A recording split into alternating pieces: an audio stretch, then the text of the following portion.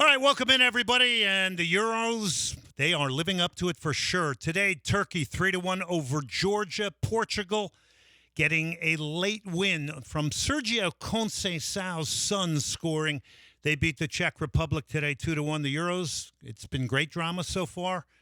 By the way, no one's a pushover for the most part.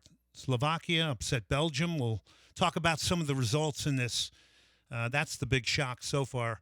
You know, it is cliche, but it's true. You really have to take these matches one game at a time. Stream at ESPN975.com. Call-in number is 713-780-3776. 713-780-3776. Euro talk tonight. We've got Copa America coming up. We're going to begin to talk about that. That opens up on Thursday with Lionel Messi and Argentina, the defending champions, taking on Canada, and new U.S. head coach Jesse Marsh. Behind the glass, as always, he is Guillermo Lazo Romero. Guillermo, how are you? Doing amazing. You know, we had a lot of great games this week, and it's only getting started. Yeah, it really is pretty incredible. I know everybody loves the 3 games in a row. Today we only had 2 to finish off some of the first-round matches. But, yeah, I wouldn't judge too much from opening games, as things can change very rapidly in short tournament formats. I don't think there's any question. Soon we're going to be kicking off that Copa America. But, boy, things can change very dramatically in a short amount of time. But if you get off to a full 3 points and you win games, it's a good thing.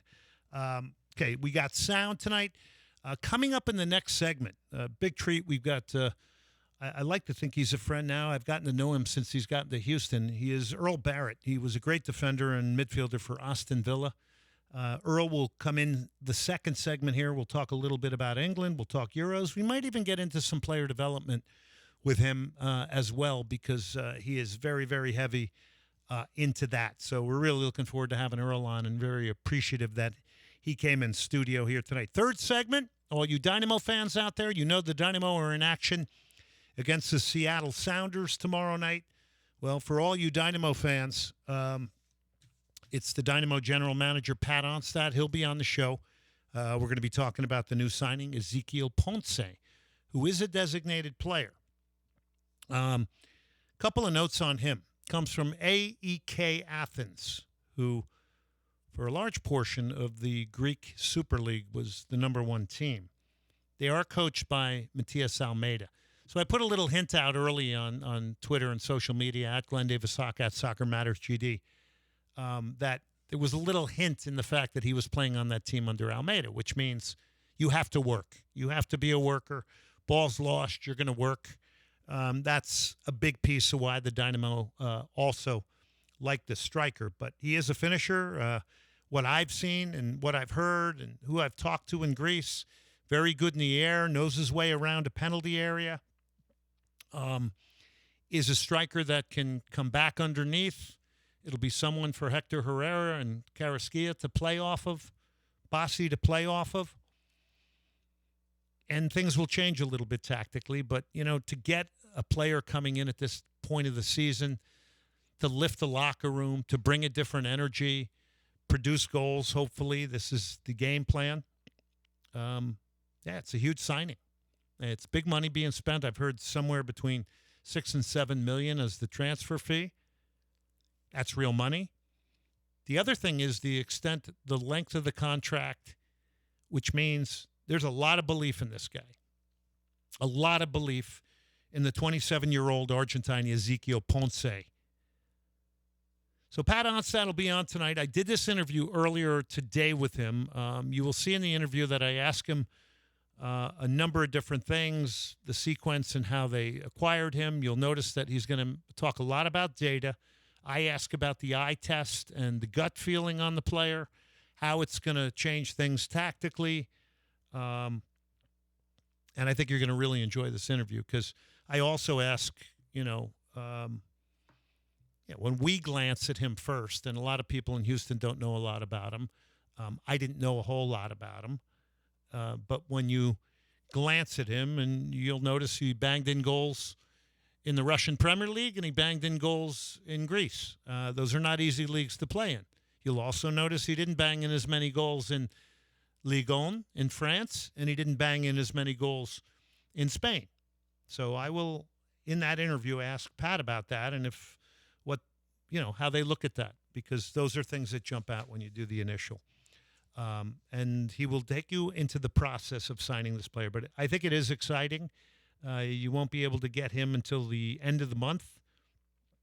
But, Major League Soccer's changing. I mean, you got to make these kind of signings to keep up with your neighbors now. It is going in the direction of more spend.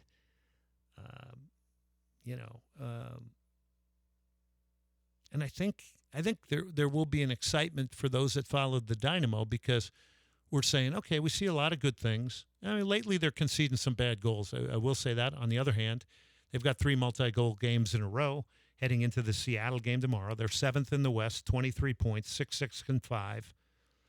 Seattle's 5-7-6, coming off a 2-0 victory over Minnesota United. So they're feeling a little bit better, and they're right behind the Dynamo, even as rough of a season they've had. I mean, they've dropped points in 13 games. That's a lot. So it's fascinating. And, to find a striker now that'll occupy center backs, that'll give you some depth in attack, will be a threat behind defenses, by pushing deeper and playing off center backs, it'll open some space up underneath. It'll be very, very different than the false 9. All right, let's get to some Euro talk here, though, because I think that is the soup du jour right now. Let's go to today. This is Turkey, 3-1 win over Georgia. Arda Güler. Who doesn't like this 18-year-old kid? 65th minute, he hits a worldie here. Turkey will go on to win this 3-1. Tetaishvili losing it. Arda Güler now for Turkey. Yeah! Wow, what a goal!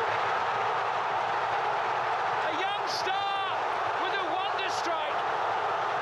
Arda Güler. I'm going to tell you something, though. The first Turkish goal, I think his name is Hulier, was an unbelievable goal. And to me, it's the goal of the tournament so far. He dipped his left shoulder. It was a slashed volley. And, it was just hit as sweet as possibly could be. That gave them the 1-0 lead. Now, by the way, it ended 3-1. But at 2-1 in stoppage time, there was a free kick given to Georgia. Georgia bends it in. It comes off a slick surface. It beats everybody, including the goalkeeper. Hits the post. Comes back out. And a guy for Georgia has a run at it. Hits it sweetly. It's going in, and it's headed away by Turkey, or it would have been 2-2. Francisco Conceição, yes, the son of the legendary Sergio Conceição, the winger for Portugal, who's now the coach at Porto. Well, the son comes on in stoppage time to rescue the win against the Czech Republic. The Czechia so near to an invaluable point on opening night for them. Hang on a second, then it goes towards Conceição!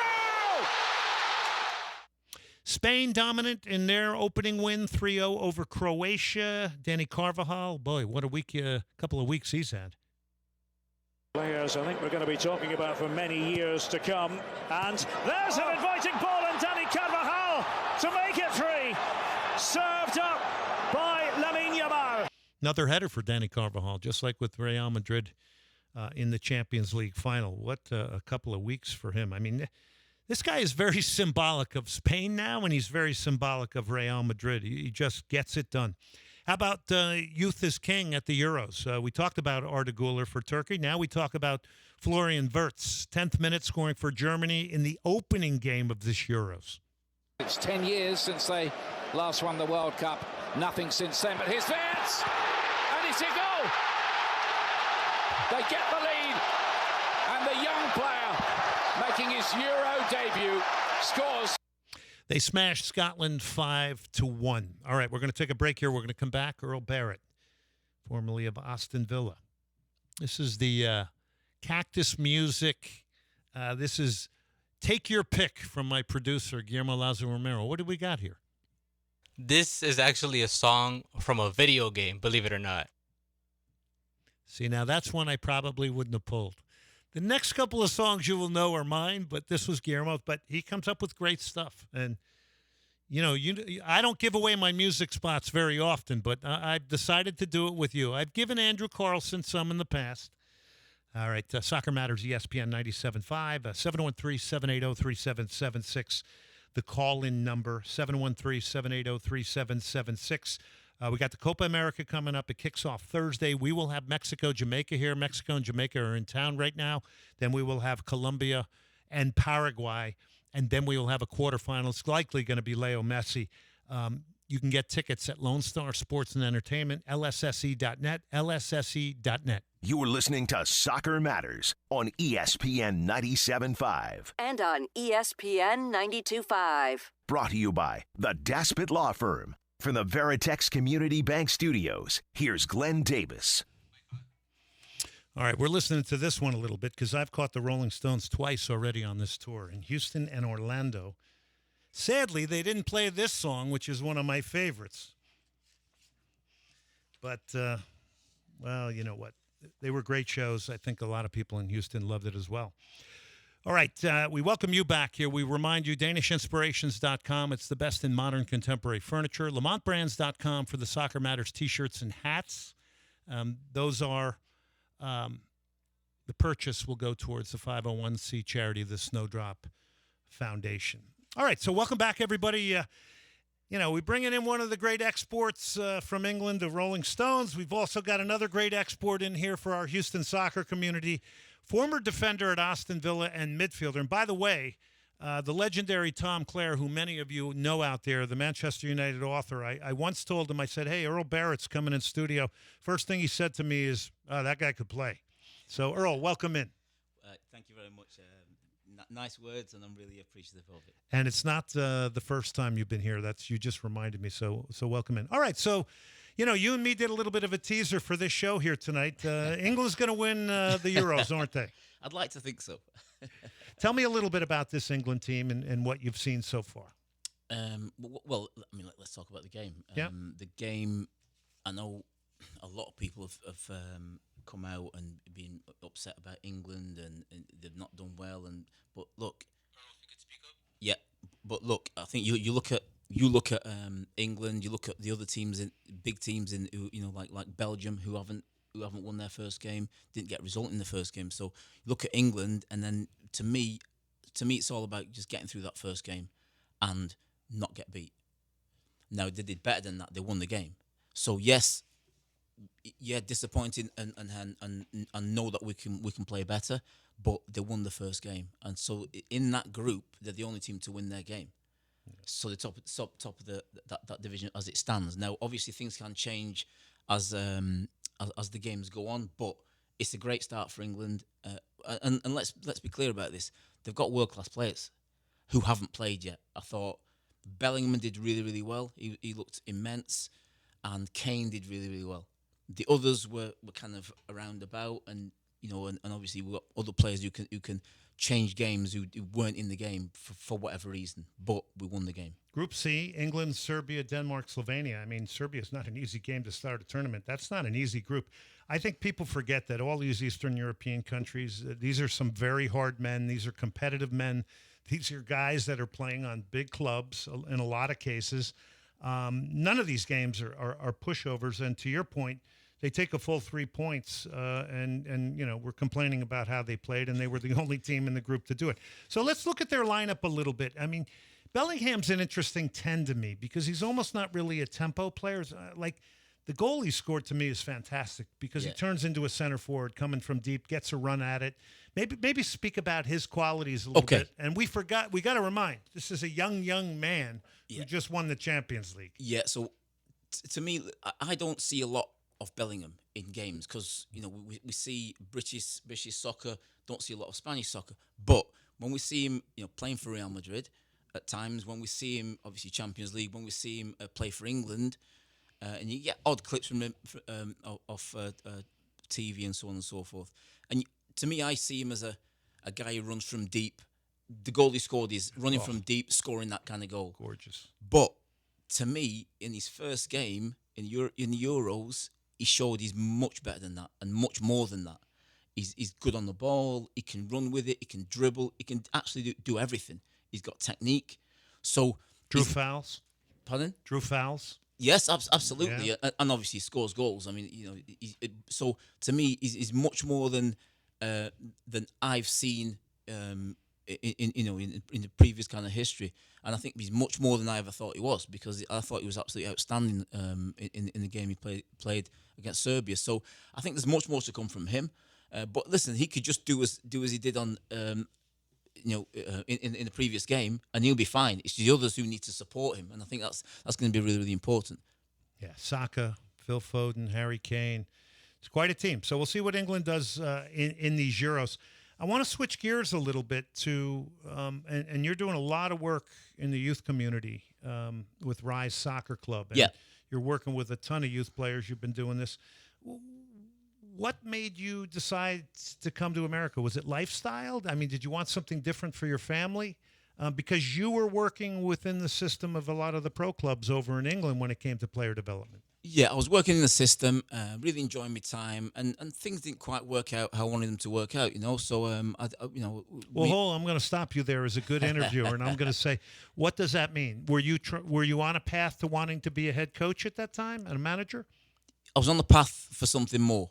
Yeah. And that's where I wanted to go. It didn't quite work out, and that that could be my fault, it could be somebody else's fault, whatever. But I thought, let me change the trajectory a little bit, or change the road I'm on. So we spoke as a family. Me and my wife spoke about what we need to do, and we had contacts in America, so we decided to take that path, and it's worked quite well at the moment, and I'm enjoying what I'm doing.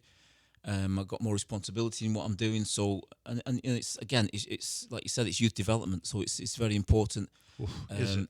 Yeah. And it's it's a tough path to be on, but it's still a really good path and worthwhile path as well. Talking to Earl Barrett, former defender, midfielder for Aston Villa, spent his time in England, grew up in Rochdale, just outside of Manchester. When we were talking before the show, and Rochdale's got a club there.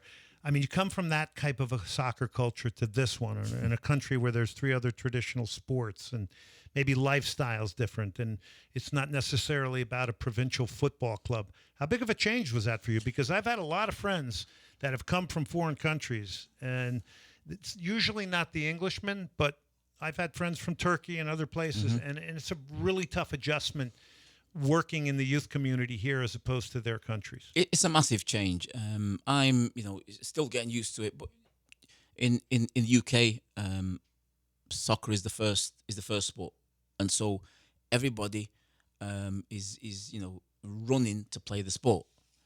Over here, it's not quite so. It's a little bit different because obviously there's other sports involved as well. But it's growing. The sport is growing, and that's obviously why I'm here. It's why people come here is to grow the sport. And I heard you talking before about Houston Dynamo and how to make Houston Dynamo successful is have to spend a bit of money and move the trajectory and get it on a different path, because right now it's maybe a little bit stagnant, but to get success, unfortunately, equals money, and a lot of clubs around the world who attest to that. Obviously, Real Madrid, they spend money, they win.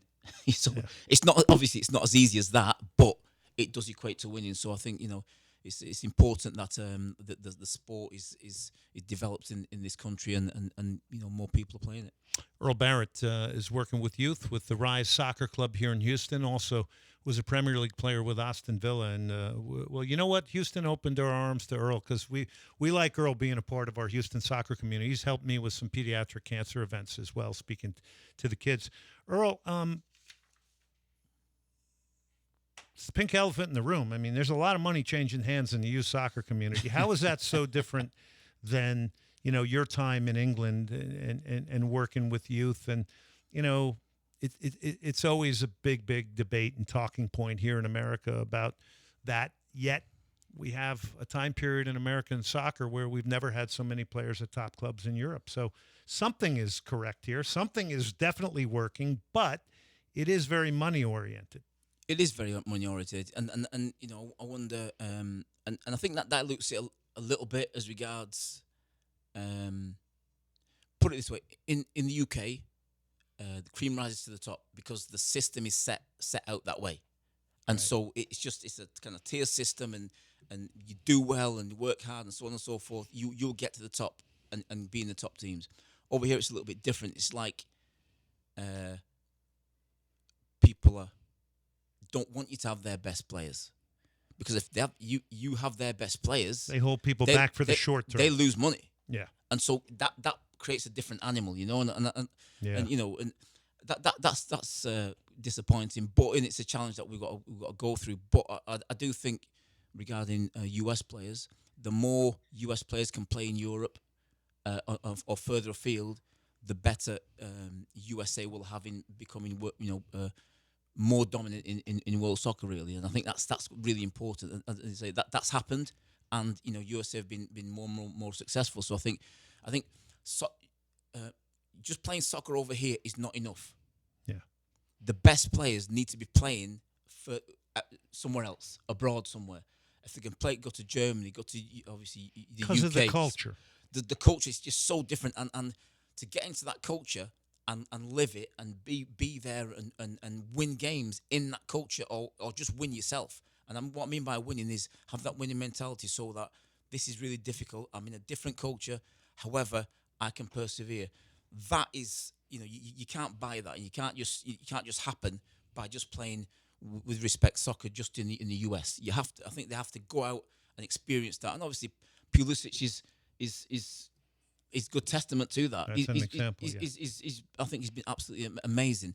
I know it didn't work out for him at Chelsea, but he's still playing in Europe. He's still out there. Fought through it at Dortmund to get to the first team. Had a rough time at Chelsea. Injuries, coaches. This is a part of the game. So all that, and maybe the stigma of being an American player, inverted commas, is that as well. So, but see, I never want that to go away. I always want the American player to be disrespected because it keeps you hungry. Right. I've always loved that. I think it's if you take that in the right way, yes. Yeah. If you take it in the right way, and that's going to drive me, that's fantastic. Yeah. That's brilliant. So the more can't that have can a happen, complex. great. Yeah, we can't sport. Yeah, it's meritocracy. It's competition. Absolutely. So, Earl Barrett, Aston Villa in studio here. You want to know something? If you had that attitude back when Jurgen Klinsmann was the coach of the national team, Major League Soccer, and Don Garber would not have liked you, because if you remember, Klinsmann was pushing players to Europe to challenge themselves, and boy, MLS was totally against that, and Don Garber was against that, and look what's happened. And that's an example of where the soccer people have to have a little bit of a leeway on some of this stuff. And you have to think bigger and broader, because the entire league wasn't going to go over and play in Europe. We're talking to Earl Barrett, Aston Villa defender and midfielder. I keep reminding you in case you're jumping in and out on the radio. So when you look at the U.S. team, and with your connection now to the youth and being here this long, what sort of playing style, what do you see crystallizing with maybe the men's national team when you watch them play the U.S.? Look, not an easy question. Yeah, not an easy question. I think, as I say, there are a few players who are around Europe and they're playing out there, which is the best thing for them, best thing for the US team. Now, obviously, we can talk about tactics and so on and so forth, but I like teams who want to go forward and want to, no matter how good you are as the opposition team, I've got to put my abilities upon you. And you've got to deal with me, and I think the US have got to do that more. And I know there's this thing about, and England did this thing. They just kept the ball and didn't really go anywhere. And I think, listen, England, when they play quick and they go, I wouldn't say direct, but they go forward with pace and power, we're amazing. A lot of teams. I'm thinking in the head of the front 4 or 5 of England right now, and I'm going, I think I can get on board with that. Foden, Saka, Bellingham, Kane, Declan Rice, and Alexander-Arnold behind them. So but I think, and so that's great. But I think the US team could do with doing that. Obviously they've got to have the ammunition, they've got to have the power, they've got to have the composure in possession. But I think once they kind of get that attitude and that will to do that, I think they'll be more and more successful. I think we've graduated from being the Cavalier spirit fighters, right, and competitors, to I think having a lot more football based on the guys that are in Europe, and that's pretty simplified sort of a statement, but I think that's pretty obvious. I'm interested to see where Greg Berhalter goes now, and this Copa America, I think, it has to have real pressure on him. Absolutely. Listen, I'm from that that background of attitude and spirit, and I'm from there. But the higher you go up, there needs to be more. That remains. That still has to be there. That spirit and attitude, but there has to be more. And the more is movement and off the ball and intricate passing. That's and also not being afraid to go forward. That's the more that'll get the team doing well. All right, I just want to remind people, Copa America coming up 22nd at Energy Stadium, Mexico, Jamaica, 24th, Colombia, Paraguay, July 4th, knockout, likely Argentina. Then you got Tigres coming here. Tigres is coming here, and so is Inter Miami. Now you're saying, what is Inter Miami doing playing in Houston? Well, they're playing in Houston because there's a huge, huge fan base of Tigres fans, and you got this beautiful big stadium, Energy, and it's going to be filled to see Leo Messi. So we could see him twice here. With you working in youth, and I always took this to heart in a big, big way. I had my kids be ball boys at some of the early professional games that would come to Houston. Generally, they were Mexican teams coming up here playing friendlies. But, man, making sure kids get to live games is huge, isn't it? It is. And again, it's the fourth sport, if you like, or one of the other sports, if you like. And the more teams like Tigres and the more players like Lionel Messi can David Beckham when he was playing come to Houston or come to around the US, be it around the US and playing games and playing with teams or being with teams, the more that the sport is publicized, the more people will come to it. And obviously, you want our kids to be in amongst it. And once they're in it, and they get to enjoying the sport and get playing the sport, then hopefully we'll have some young Messis and Beckhams on the way. Is that something you guys regularly do at the club? Is encourage people to go watch the live games when they come here, whether it's Copa America, whether it's a Houston Dynamo, whether it's Houston Dash, whether it's Tigres? Do you encourage that? Because it's more than just the coach and kids at a field, right? Yes, absolutely. And like I said about the US players going to different countries to play the game and what they learn from it, it's our kids. Just coaching alone is not enough. They need to go and watch professional games. Because when I used to watch professional, I'm looking at particular players and I'm thinking, how are they moving? What are they doing? How have they got rid of that player? How did they score that goal? How did they defend that goal? So I'm always thinking about what is it that they're doing that I could maybe emulate or maybe try and do in my game that's going to help me. And I think that's why we want our players to go to see professional games, because there's always something they can learn. There's always something that they can watch players in their position, and that will help them so that they can improve. And it's not, it's something. The game of soccer is not. It's not just X's and O's. Random things happen. Yeah. Now, the best players react well to random things, or can adapt to random things. I think once you can do that, you got a chance. Were you a player that improvised a lot as a right back? Yeah, I mean, listen, you have to. You're playing against world-class players, and I remember playing against Ryan Giggs, and he did a movement on me. He kind of went to the ball, and then ran in behind me. Now, luckily, the ball didn't get to him, and I thought, oh my. And he was younger than me. Was this something you hadn't seen? Well, I've not seen it, and I didn't. he set me up good style, and I was running towards the halfway line as he was going in behind me towards goal, and luckily the ball didn't get to him. So this is what I'm saying. On the day, in situ, you have to learn. I thought, oh, okay, I'm not going to get too close to him again. I'm going to let him have the ball to feet. If he wants to have it to feet, then I'll back my chances of defending him. Now, again, in our quick review of teams and players before the game, I didn't get told that was one of his moves, because it's just something he did and that he learned. Now, as a young player, it's phenomenal. It's absolutely phenomenal.